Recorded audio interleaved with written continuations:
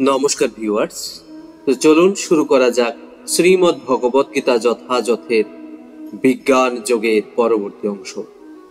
শ্রীমদ্ ভাগবতের প্রথম স্কন্ধের দ্বিতীয় অধ্যায়ে পরম তত্ত্ব পরমেশ্বর ভগবান শ্রীকৃষ্ণকে উপলব্ধি এই পদ্ধতি বর্ণনা করে বলা হয়েছে, শৃণ্যতাং সকথা কৃষ্ণ পুণ্য শ্রবণ কীর্তন হৃদন্তস্থ হবধ্রাণি विधुनति सुरित शताम नष्ट प्रायश भद्रेषु नित्यं भागवत सेवया भगवत्तुत्तम श्लोके भक्तिर्भवति नैष्ठिकी तदा रजस्तु मोभावा काम लोभा दयश्च जे चेत अतैरना विद्धं स्थितं सत्ते प्रसीदति एवं प्रसन्न मानसो भगवद् भक्ति जोगता भगवत तत्व विज्ञानं मुक्त संगस्य जायते भिद्यते हृदय ग्रंथिश्छिद्यन्ते सर्व संशया क्षीयन्ते चास्य कर्माणि दृष्ट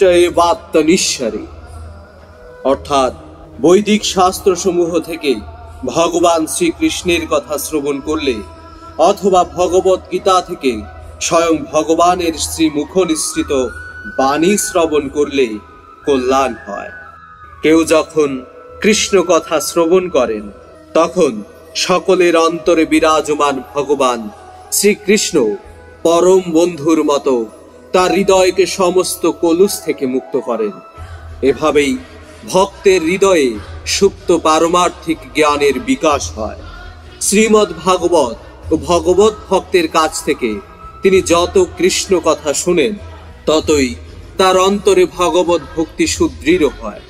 ভগবত ভক্তি বিকশিত হওয়ার ফলে রজগুণ ও তমগুণ থেকে মুক্তি লাভ হয় এবং এভাবেই কাম আদি রিপুসমূহ অন্তর্হিত হয়। এই সমস্ত কলুষ সম্পূর্ণভাবে দূরীভূত হওয়ার ফলে ভগবত ভক্ত তখন শুদ্ধ সত্যে অধিষ্ঠিত হন।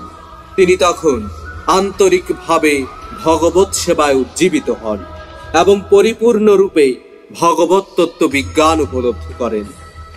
এভাবে ভক্তি যোগ সাধন করার ফলে জড় আসক্তির গ্রন্থি ছিন্ন হয় এবং তখন অচিরেই অসংশয়ং সমগ্রম স্তরে উপনীত হওয়া যায়, অর্থাৎ পরম তত্ত্ব বা পরমেশ্বর ভগবান শ্রীকৃষ্ণের সম্বন্ধে অবগত হওয়া যায়।